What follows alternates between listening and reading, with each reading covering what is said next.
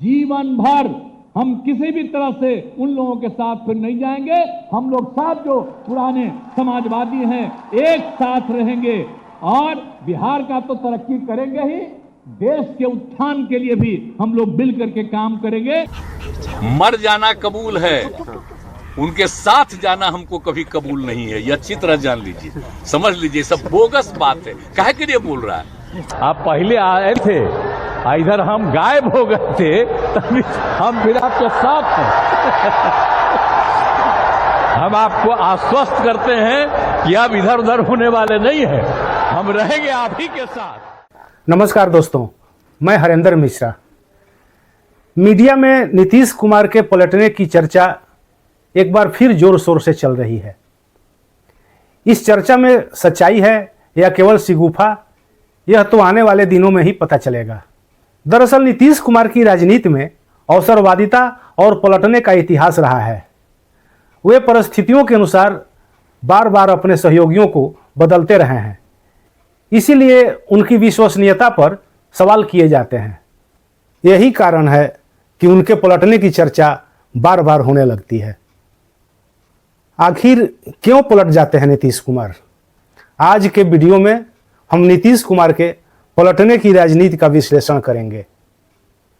इस चर्चा में हमारे साथ दिल्ली से जुड़ रहे हैं जाने माने पत्रकार और लेखक चंद्रभूषण।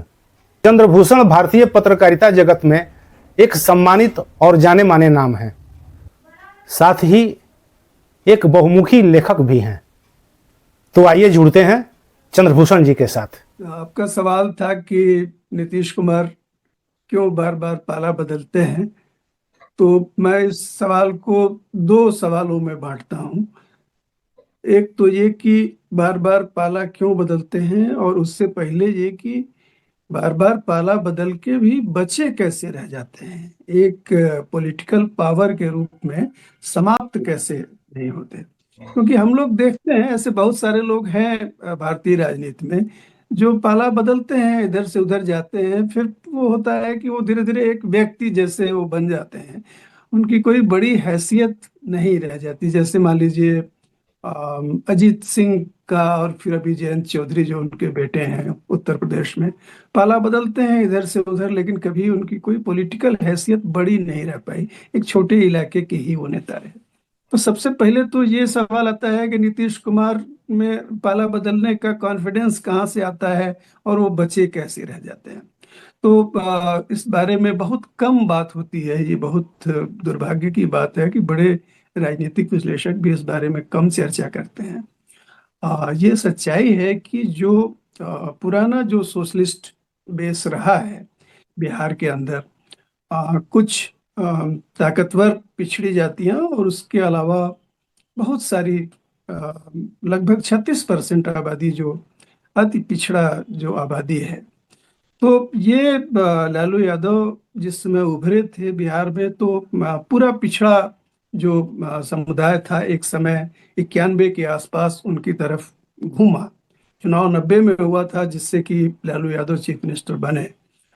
लेकिन चीफ मिनिस्टर बनने के बाद जो उनका मुहावरा था, उससे पूरा का पूरा जो सारे पिछड़ी जातियां उनकी तरफ आईं।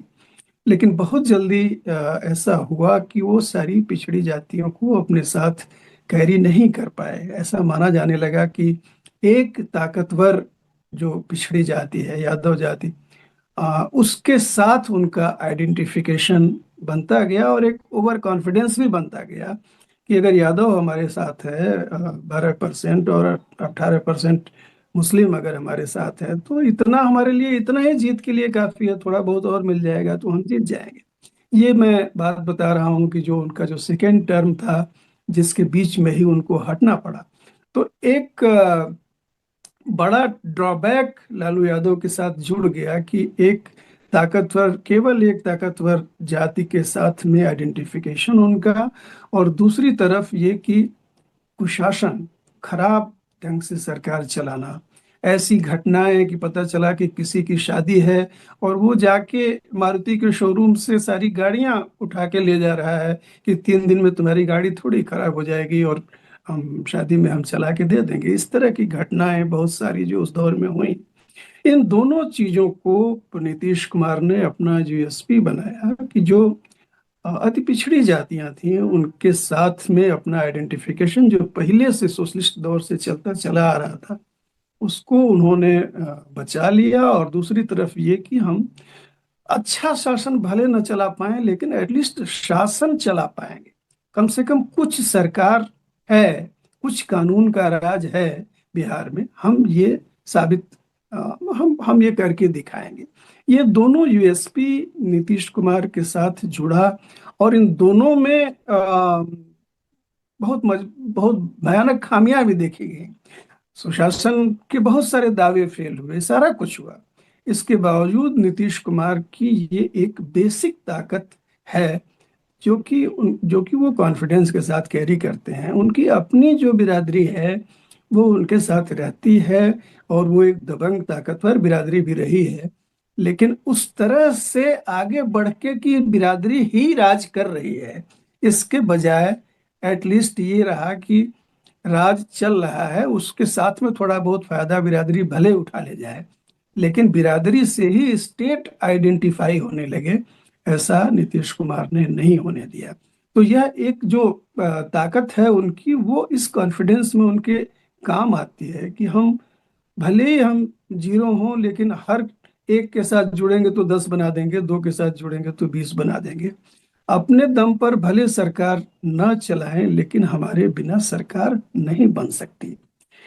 ऐसी ताकत भी रही है, हम जानते हैं उत्तर प्रदेश में भी, बिहार में भी और राज्यों में भी कि हमारे बिना सरकार नहीं बनेगी, लेकिन हमारे बिना सरकार नहीं बनेगी और हम ही सरकार चलाएंगे, इन दोनों के बीच का जो फर्क है वो नीतीश कुमार खुद हैं, वो व्यक्ति हैं। वो आप ये नहीं कह सकते कि वो एक पार्टी सिर्फ है, पार्टी से अलावा भी नीतीश कुमार में ये है। और जो राजनीतिक लोकाचार जिसको पॉलिटिकल एथिक्स मोटे तौर पर कह सकते हैं, उसको भी वो बहुत ही क्या कहा जाए, अभद्र ढंग से भाषा नहीं बोलना, अभद्र ढंग से व्यवहार नहीं करना। हालांकि इसका भी हमने अपवाद देखा है, पिछले कुछ समय से विधानसभा में उनके जो वक्तव्य रहे वो ऐसे नहीं रहे कि जिसको कह सके कि बहुत शालीन है, लेकिन फिर भी ये उनका यूएसपी रहा है। अब सवाल ये है कि ये जो कॉन्फिडेंस की जड़ तो हम लोग समझ गए और कैसे सरवाइव किए हुए हैं ये हम समझ गए, लेकिन बार बार उनको पाला बदलने की नौबत क्यों आती है, वो बार बार पाला बदलते क्यों हैं? तो उसमें एक जो चीज बहुत स्पष्ट है कि नीतीश कुमार अपने दम पर कहा जाए कि 50% विधानसभा की सीटें लेके चले आए, ऐसी उनकी स्थिति कभी रही नहीं। उनकी स्थिति लगभग विधानसभा में 25 से 30% विधानसभा की सीटें लाने की ही रही है, इससे ज्यादा की नहीं रही है। कभी कभी 20% या उससे नीचे भी चले जाते हैं। अभी भी क्या कहें, अभी तो 20% के लगभग सीटें हैं उनके पास, 20-22% सीटें हैं। लेकिन ये एक चीज है कि कमजोर स्थिति में होने के कारण यह भी है कि जो ताकतवर पार्टियां हैं वो उनको अपने ढंग से चलाना भी चाहती हैं। वो अपने ढंग से उनको लालू यादव भी चलाना चाहते हैं और अपने ढंग से उनको भाजपा भी चलाना चाहती है। तो जब लगता है कि ज्यादा दबाव हो गया तो एक तरफ से निकल के दूसरी तरफ चले जाते हैं, उधर से निकल के इधर चले आते हैं। और ये भी बड़ा दिलचस्प है कि सारा कुछ के बावजूद लालू यादव भी कहते हैं कि हमारा दरवाजा हमेशा ही खुला हुआ है।